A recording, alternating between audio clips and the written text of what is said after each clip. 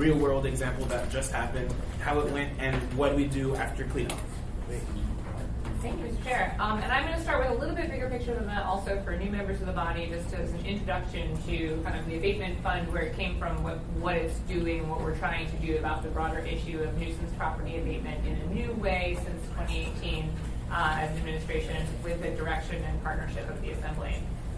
So nuisance property abatement, clearly nuisance properties, a community-wide problem. Every single one of you I know hears from your constituents about these properties everywhere from Eagle River to South Anchorage to Midtown to Spinard. We have properties that are really they're private properties. So the target of this effort is specifically private properties where there are nuisances which are impacting the neighborhood. And a lot of them are very unsightly like this. There's also sort of the added element of properties that are often partially abandoned, potentially occupied by squatters, maybe occupied by folks who are engaged in illegal activity, maybe delinquent on their taxes, sort of a whole constellation of issues that come with these properties.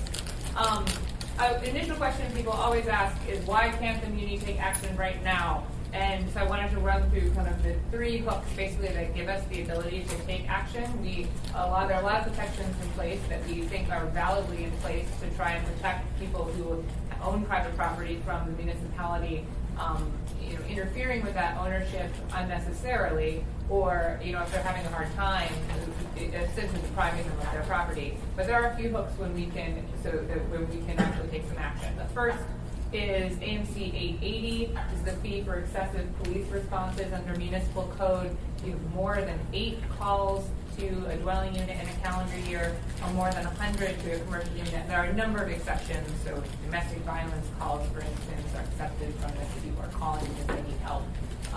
Then we start charging people $500 per call. And some places run up a pretty significant number, and then we end up in a position where we're either charging them a huge amount of money, or we get them to come to the table and make some changes to their property, whether that involves getting rid of problem tenants or making changes to security on their property. So this is a hook. We have lots of police calls. So if you have residents who say there's illegal activity happening at a residence, I want the municipality to take some action, they should always call the police, because then once we have police responses, we start being able to have more of a hook. Yes. So we're doing this housing first and putting people, non-profits providing the housing. In those situations, a tenant there will cause a very disproportionate amount of it from the landlords between a rock and a hard place. Do we carve out those people different kind of consideration? They fall into a lot of different, again, there's a lot of different carve-outs. So non-profits are generally a carve-out. Like, if this has been a back and forth in this body in the past year, this doesn't apply to places like Beans Cafe. If the nature of those calls is related to a medical issue, again, or a domestic violence issue, they're carved out. So a lot of times things will be carved out because of that long array of exceptions. It's totally case-specific. It depends. The answer to your question, my question was yes. Thank you, Mr. Dyson. Actually, I have one more question, Mr. Constable. It's not a question. I just want to let you know, in the Fairview community, there's a request emerging to change that Section 880 that talks about exempted commercial properties, again, which we had a long debate about, related to should we charge Beans and Brother Francis. But the one property that specifically is raising great concern to the community is Cars Gamble, and that process that's ongoing. They're now asking for us to contemplate whether there are certain operations that are essential neighborhood services that aren't operating as a 501c3 that should be granted some form of consideration, because they are the place at midnight, someone runs in, if someone's chasing them, trying to rape them, they call 911. And so, that place is unique in its function, and if it weren't there, the neighborhood would be out of massive asset. So just know that there's a conversation starting on that piece of the code right there to broaden it slightly. Oh, certainly. And again, like all of this stuff, the challenge is that all the carve-outs are designed to protect, neighborhood institutions that need to be protected, but that also protecting them also then makes it harder to enforce. So we sit on this balance that we continue to try and walk, where we take action against problem properties, but also try not to be unduly responsive as well. Under Title 21 and Title 15, there are fines for violation of the code. This is the most common. Your neighbor has a bunch of junk in the yard. You can call, and Jack's team will go out and often issue fines pursuant to either Title 21 or Title 15 for violation of zoning code or violation of some kind of public nuisance existing on the property. The final way we can usually take action is if taxes are delinquent. That takes a long time. It does not happen immediately. It takes several years, but we have been able to take action against sometimes delinquent properties. No one's paying the taxes, and so eventually over time we're able to foreclose on the property and flip it, sell it to a new owner who will treat it differently because taxes are delinquent. This is a review for everyone who's in the body last year, just a summary of kind of what happened in the nuisance property arena from the administration side last year. We had a $200,000 appropriation from the Assembly. Not a huge amount of money, but I think this is this area of work, I think is a really good example of where a not enormous amount of money can have a really make a really big difference, because it's just the existence of some resources to pay for certain actions to take place, and we can really make a big difference with these properties. So last year we put together an administration working group of representatives from legal, real estate, code enforcement, and community and economic development to take a multidisciplinary approach to properties which were problems across the board. We established this team approach. We created a top 10 list of properties that had persistently problematic over time, generally across multiple sectors. So properties where we had maybe some 880 issues and also some major, fines that had built up over years. Some that had been in the court system already, where we had orders where we were allowed to abate, but we just didn't have the resources previously to do that. And then we also spent some time looking at code loopholes and challenges to try and figure out if we could tweak the code, what ways we could tweak the law to put a few more tools in our toolbox to be able to take reasonable action against these properties. The persistent enforcement problems we puzzled over last year were kind of, why haven't we taken action yet? The delay that it often takes before we do anything, because in the fine process, again, I've mentioned that the foreclosure process takes several years. The fine process, we'll go out and we'll issue fines, and then if the fines are paid or the situation is corrected, then that's sort of the end of the story. It often takes a long time before we've built up enough fines to make it worth it for us to take the next step of action. Then we have to go through a court or administrative hearing officer process before we're allowed to enter the property and actually take proactive action. So the waiting for that to build up isn't immediate either.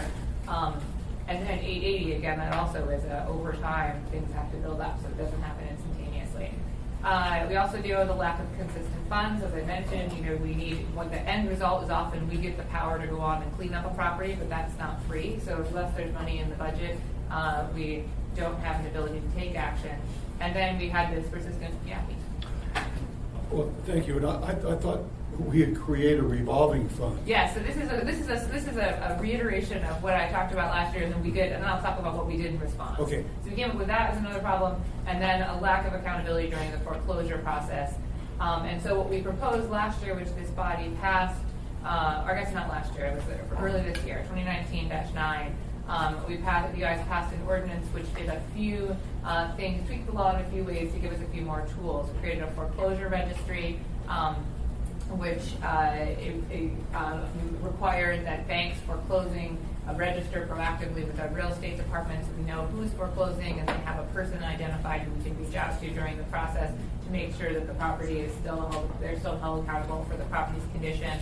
And we created, as Peterson just mentioned, the revolving fund, where basically we have a dedicated fund where the proceeds of any foreclosures, where we have outstanding fines, or when we recoup fines from a property, that money goes into a revolving fund and allows us, we can then use that again to fund these types of cleanups and additional foreclosure efforts against other properties.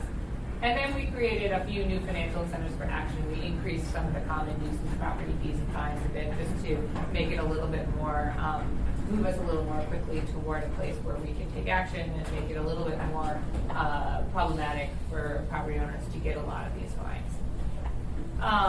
And so there were a number of successes last year, properties that were abated after a long period of us not doing any abatement. You'll see the last headline, Muni abates first problem property in 10 years. With this additional resource, we were able to go out and haul a bunch of junk off the properties and take some other actions as well. 2019, we're looking at, we have a $150,000 Assembly appropriation, $60,000 of which is a carryover from last year to help with the purchase of the Francesca property, which we'll talk about at the end of this. coming up on Tuesday. We also expanded our administration working group. We swept some APD representatives in to make sure that they have a number of properties on their radar to join the team, so we have an even more comprehensive approach.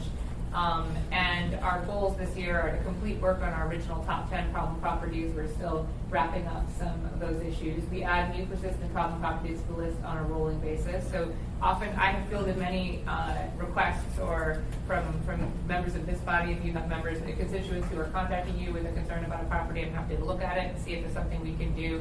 Sometimes we can't. Sometimes people say, the property next to me is unsightly and the owner is absent a lot, and sometimes we can't do anything about that. If we don't have 80/80 violations, if we don't have actual code violations, if their taxes are current, then there may be nothing we can do, but we're certainly happy to look and see what the status is, let you know, and to continue to add, again, properties to our kind of task list as we know about them and as we identify properties that are persistent problems. And then also to continue to identify code loopholes and challenges. This is an example, we've been toying with the idea of whether we can treat delinquent fines as a tax for the purpose of collection and foreclosure. We're not sure we can, but we've kind of been batting around other ideas of what could we do to the code to try and, again, create a few loopholes. And then with that, I wanted to turn it over to Sam to talk about the Zabo property, which many of you are familiar with, the property in Bear Valley. This is a lovely aerial photo of some of the challenges on that property that have been in place for a number of years. And this is a property that we were able to clean up last year, in which we were in the process of purchasing. And I'll let Sam explain why we're purchasing it and how that's going to work. Sure. Sam Severn at the Municipal Attorney's Office. So I wanted to follow up on one of the things that Becky mentioned, is having that money available is what really made this able to happen, because it made us finally able to clean it up. We had an order from the court, I think it was Dean Gates, whose seat I just stole, had an order dating back to 2009. And then that went through the Supreme Court.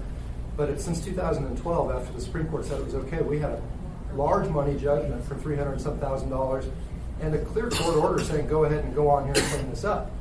But with no money, it's expensive to go on and clean it up. And so it just kind of sat there. Execution on properties isn't something we regularly do a lot of, so between that and the high cost of cleaning it up, not much happens. So we were able to do that, and I can talk about the process of that and some of the challenges as a practical matter of cleaning it up, and Jack was involved in that, and answer questions. But Becky also mentioned why are we buying it, and I think that's a good question, so I'll try to address that just sort of briefly. Is we could foreclose on the property, but when you do that in Alaska, there's the homestead exemption, and it's presently $73,000, and maybe it's some change, but $73,000. It escalates every year with inflation. But and normally, if a private party were to execute on somebody's property, they would sell the thing and then essentially owe them the first, $73,000. We can afford to use that $73,000 right up front. And it does a couple of things. Is it avoids, there's a year-long redemption period where that property is kind of tied up because the person can redeem it. And we want to have this and be able to just be free and clear, finish cleaning it up and just kind of be done with it and not be acting as kind of landlords or unable to, it's kind of encumbered. We can't really sell it because it's unlikely that these guys are going to come up with the money to redeem it, but that's a possibility. And then we're running into questions like, do we have to mow the lawn, or are we responsible for squatters or that kind of thing? So buying it is a good way to get around some of those issues. And also it avoids, execution isn't something that would be that horribly difficult, but there is advertising and sales, and there's a lot of steps. And again, we could figure that out or get some help with it, but it's not a process that we do on a regular basis. So we get to skip that process, and instead of having that redemption period, we just get it, and we can hopefully, if we do it soon enough, turn around and maybe get it sold. So it looks a little frustrating because we have this large money judgment, and we're ultimately kind of paying for it. But they don't have the assets to allow us to collect that anyway. So go ahead. We don't have a chair of the meeting right now. Oh, there he is. Thank you, Mr. Barrett. So, I thought you were, I said stepped out. So, you say we're purchasing the property. Yes. For $73,000. Yes. From whom exactly? Jane Zabo. Okay. Who is is she legally required to sell it to us, or she has just decided that she is willing to do this? She's decided. I mean, she's ready to. I don't know the marital dynamics, but she's done with this. Okay. And has probably been done with it for a while. But she wants to sell it. She is the legal sole owner, and we've done a lot of research to make sure that's the case. It's good to know, but it also means that in the future we might not have this option available to us. Not at all. And the selling point to her was, we're going to essentially owe you this now. We could go through a lot of court process and get there in a year, or we could just do it now. You've got some money, you wash your hands of this, no more fees, fines, you're done with us. So and that was attractive to her. Who is on? We also have the added nuance here that we have an enormous judgment against the property, which exceeds the value, and this family has other assets. So we could in court potentially seek remuneration from those other assets, which gives us a little bit of strong negotiating. So that was my question. My follow-up question is a couple of them. One, who is the judgment against exactly? And two, are we negotiating away our right to go after that whole $350 afterwards? And then I guess three, if we don't and we have that $350, do they have enough assets where we could get the full $350 from them? I can answer. So the judgment is against David and Jane Zabo. It's against both of them. Okay. They have assets, because I've asked them in court for hours on end about what assets they have. The difficulty with them is they have like a handful of Kenai properties that are worth $7,000-8,000 and full of junk like this. And so the process to go to those, if there were any money left by the time we just go through the steps and then clean it up, it's just not worth the time. I mean, there's very little left. But we are, and then you get into things like, I've got a list somewhere, the value of the 1999 Lexus or whatever, that's $2,500. We could spend a lot of time going after those things, but it's just, it's not worth it. So we are negotiating away that ability to go after the rest of it. That's one of the benefits to her of giving us the property and saying, just give So it wait, to us. we're paying her $73,000 and giving up a $350,000 judgment. That's correct. For something we could do through foreclosure, even if it would take an extra year. I don't understand the logic to that. Go. So I think that if we look at the practical realities of it, so practically, right, if we go ahead with the foreclosure, we end up owning this property for a year. We have to figure out if we are gonna, what we're gonna do with it for a year. We lose money on managing a property for a year. He potentially figures out how to redeem it. We end up with him on there again, longer term. And we realistically likely don't recoup any of this stuff. And to the extent we do it by taking away the only other place where this person could live. So we are also kind of dealing with both the financial reality, are we really going to be able to chase down the rest of this $300,000? And then also a practical reality where part of the reason we've been reluctant to take this kind of action at all in the past is because we don't like to be in the business of taking away living people's homes necessarily if we can help it. And in this instance, there's somewhere else for these folks to go, somewhere else for them to live. So we're also kind of balancing some of that, in addition to the practical reality of feeling like we're not really able to, do we want a $7,000 property in Kenai that's covered with junk? Is that to our advantage or not? This basically puts us in what we see as the same financial position we would realistically end up in if we foreclosed. Because if we foreclose, we realistically are going to end up spending a long time going through the foreclosure process, and then we're going to end up paying them this amount of money anyway, and then we're going to have to sit on the property for a year. So we're basically in the... That's the key point then. Yeah, that we have last to pay one, them the that $73,000. We have to pay them that anyway. That's the homestead exemption that they get to walk away with. And so I think Ms. Ennis also wants Yeah, I was going to say the same thing. Even Yep. in the foreclosure, we're still subject to that $73,000. The homestead exception. Yeah. Okay. So we're thank you. paying them, but we have to pay them anyway. Well, all we're foregoing is this right to go after some miscellaneous amount of other assets, which again we see as unlikely and also potentially more punitive than we would like to be. Okay, thank you. Go ahead. And the final thing for numbers, I think the property is assessed at 157 or something, that we have to do the homestead exemption 79. I think we put 50,000 plus into the property, Yeah. so we should be good on the other end. versus waiting a year and doing all that stuff, so we're not taking a net loss. So I have three folks in the queue: Mr. Weddleton, Ms. Ellis-Hill, and Mr. Davis. Okay, so the answer to one question, our hope is to break even here at the end of the day, right, on the cost to clean up. So. Yeah, that's. And for people who've been up there, I mean, it looks terrible here, but this is actually a pretty nice piece of property, and I think would be in demand and will likely sell. So I had a couple of questions. One came up from someone who lives nearby and said, there's a lot of junk. I toured this, it's disgusting, but she said a Volkswagen was rolled down the hill and crushed that she coveted and wanted to buy. But she said she was told that our policy is the vehicles get crushed. And she said there was stuff on there that could have sold for a lot of money. And she said that was worth tens of thousands of dollars. She would have written a check that day. So I'm curious on our policy on that. And then apparently the structure is still there and there's a lot of, it's full of junk. Are we going to, do we have a process to get rid of that and run?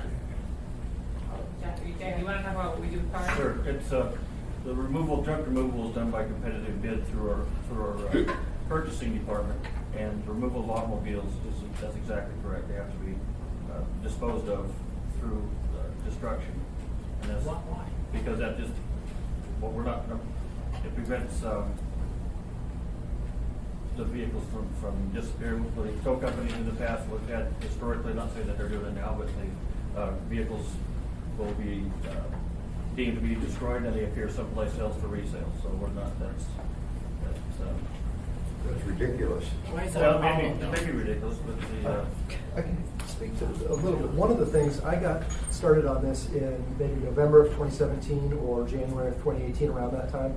And it was a consistent campaign of writing letters to, they had an attorney at the time, but also to Jane and David Szabo every couple weeks or 3 weeks, a letter or an email saying this is really going to happen. This is really going to happen. If you like anything on there, you better take steps to get it off of there. And that was a consistent campaign up until the day it happened, to try to make sure that there was no, to protect us and make sure there's no financial claims, but also to protect them and say, start taking steps. This is really happening. This is really happening. So to try to, cut down on that concern a little bit. Well, I think, so I got that. That's done, but to have that as a policy. So if you, it seems like you could structure the deal with someone who goes in there and say, okay, you haul everything away, and if there's anything you think is value, is yours, sell it, make a bunch of money.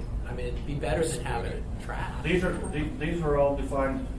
The whole property is defined as junk. So when we go on, we identify it as junk to be removed. So it's not like we're taking an operable vehicle, a good vehicle, and taking it to the crusher.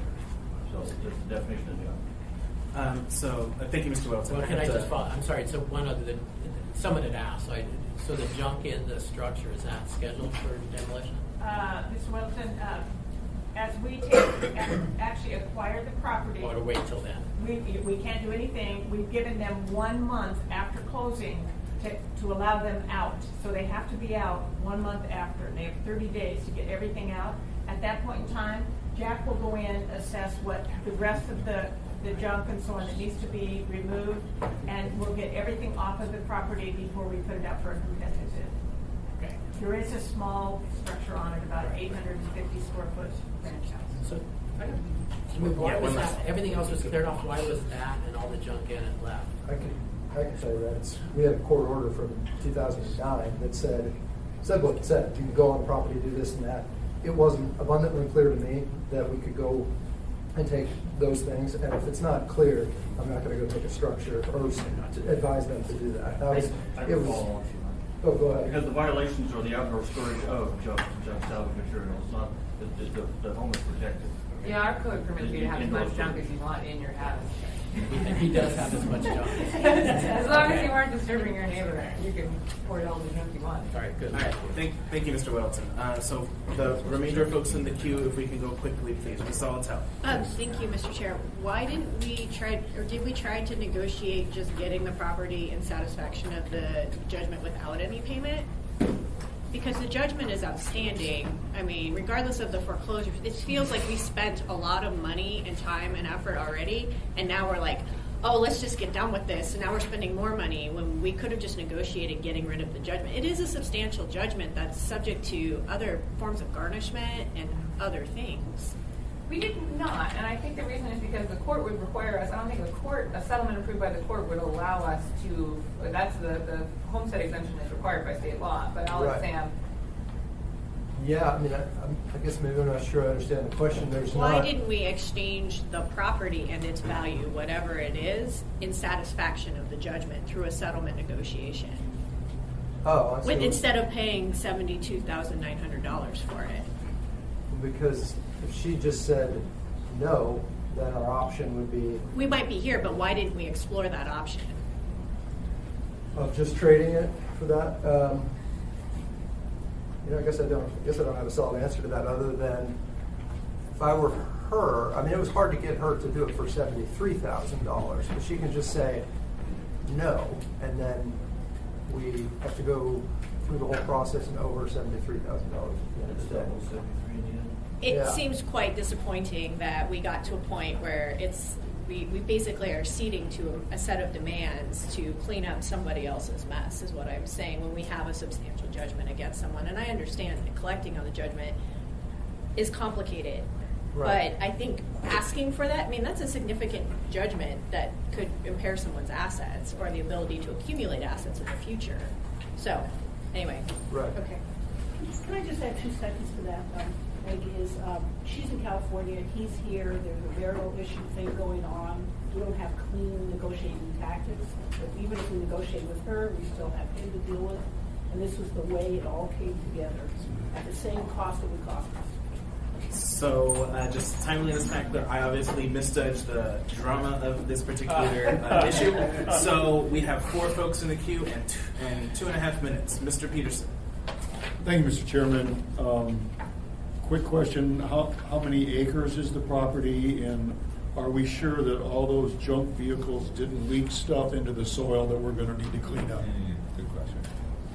It is a little over an acre, and I'll leave the other questions to Jack. No, we saw no evidence of any contamination whatsoever when we removed all the materials in the vehicles. Okay, thank you. Thank you, Mr. Peterson. Ms. LaFrance. Thank you, Mr. Chair. Just a quick question. The $350,000, where does that figure come from? I saw that 226 in fines back in 2009 and then 83 in costs for junk abatement. A lot of it is just the statutory post-judgment interest. Okay. When you get a judgment like that, it's growing at 4%. Now it's 5%, but most of that's all that is. A judgment over 8 or 9 years on $200,000. From the 2009 Yeah, judgment. exactly. Okay. Thanks. Thank you, Mr. Chair. Thank you, Mr. LaFrance. Mr. Dyson. The point Mr. Wilson brought up, the idea that these vehicles have to be destroyed just ignores the whole collector market, and some of those are significant value, and that's ridiculous. If a wrecking yard wants to resell it, part it out and so on, there's money to be made. It's absurd. It's like Knowles 30 years ago was cutting up all the seized guns, including stuff out of it. $4,000 Brunelli double, over and over double, cut up and thrown in the inlet, with people who, it's asinine, stupid, not you guys' fault, but that needs to be changed. Thank you, Mr. Dyson. Mr. Dunbar. Thank you. I have a little bit broader policy question, not on this property, but on the ordinance we passed. So 2 things. First, when we passed that ordinance, we got some testimony from the bank saying this is impossible, we can't do this. So my question is, were they being truthful? How's this working? And then my second question is, these general kinds of policies, usually associated with urban renewal, have kind of come back into the public consciousness in the last couple of months, and particularly the racial disparity with which they are enacted in other parts of the country, where usually African American or Latino communities are being destroyed, essentially. I want to know, do we track any racial data with these? I don't think the dynamics are the same in Anchorage, but I know, do we track that, and could you please track that?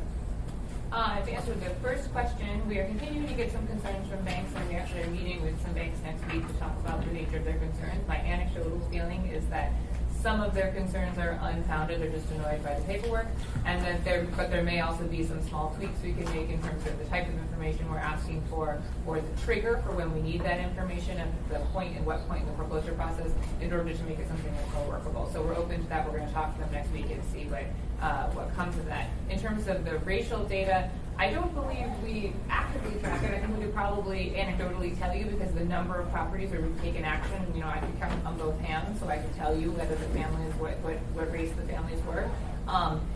But we certainly can do that. I think you're right that it's a little bit of a different situation here. I would say that our actions have been dispersed wildly across neighborhoods, across income levels, values of property.